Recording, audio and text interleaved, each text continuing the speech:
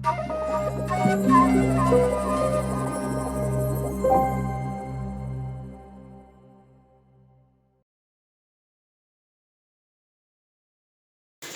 ஊற்றிக்கலாம்.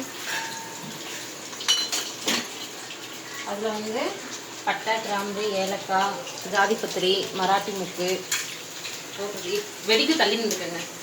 பிரியாணியில் வெங்காயம் போட்டு வதக்கிக்கலாம். இதை காட்டுங்க. இப்போ வந்து இதுக்கு வந்து மசாலா பேஸ்ட் அரைக்க போகிறோம். அதுக்கு வந்து 3 பாதாம், பெரிய வெங்காயம் கட் பண்ணி வச்சுருக்கு 1 பெருசாக,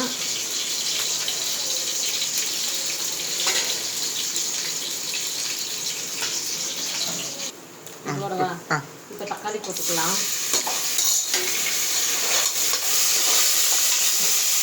இது வதங்குற கேப்பில் வந்து ஒரு பேஸ்ட் அரைக்கணும். அதை அரைச்சிட்டு வந்துடலாம். இந்த பேஸ்ட் வந்து வெங்காயம், தேங்காய், 3 பாதாம் போட்டிருக்கு. இதை அரைச்சிட்டு வந்துடலாம்.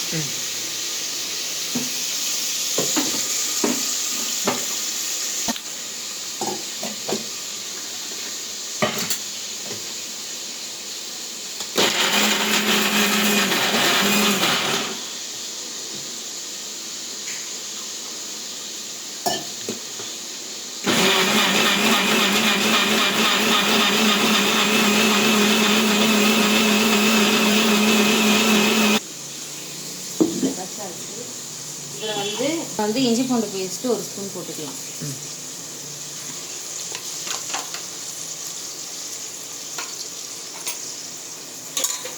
பேஸ்ட்டு போட்டு நல்லா வதக்கிக்கலாம்.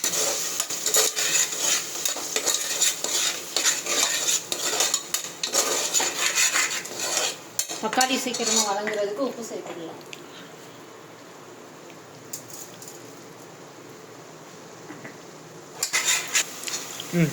இப்போ கருவேப்பிலை போட்டுக்கலாம். இப்போ வந்து சிக்கன் போட்டுக்கலாம்.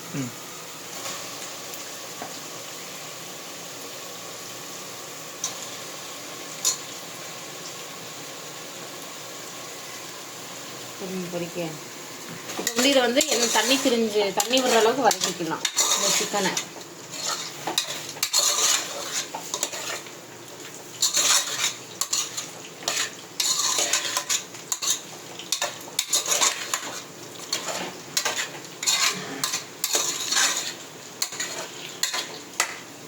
ஆஃப் பண்ணுவாங்க. இந்த மாதிரி தண்ணி வரணும். இதில் வந்து சிக்கன் மசாலா 2 டீஸ்பூன், குழம்பு மிளகாத்தூள் 1 டீஸ்பூன், தனி மிளகாத்தூள் வந்து 1/4 டீஸ்பூன். இதை வந்து சிக்கனில் கொட்டிக்கலாம்.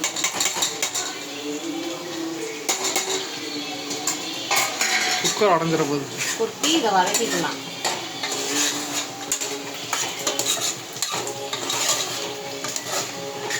அதுக்கப்புறம் வந்து நம்ம முன்னாடி அரைச்சி வச்சிருந்த பேஸ்ட்டை வந்து சிக்கனுக்குள்ளே ஊற்றிக்கலாம். ஊற்றுங்க மேடம்.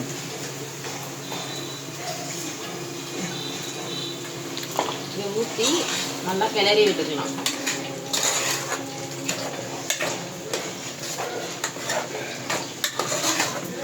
கிளறி விட்டாச்சு. அதுக்கப்புறம் வந்து மிக்சி ஜாரில் இந்த பேஸ்ட்டை ஊற்றிட்டு அந்த பேஸ்ட் வந்து மிக்சி ஜார் அரைச்சி தண்ணி ஊற்றிக்கலாம்.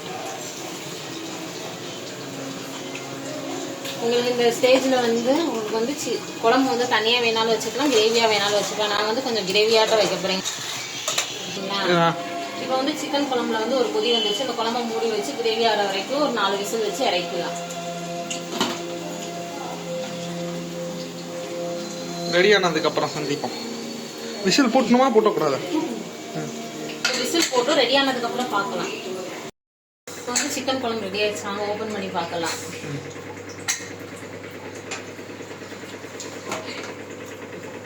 பார்த்துக்கோங்க, நம்ம வச்சு சிக்கன் குழம்பு எண்ணெய் அதிகமாக ஊற்றாத சிக்கன் குழம்பு.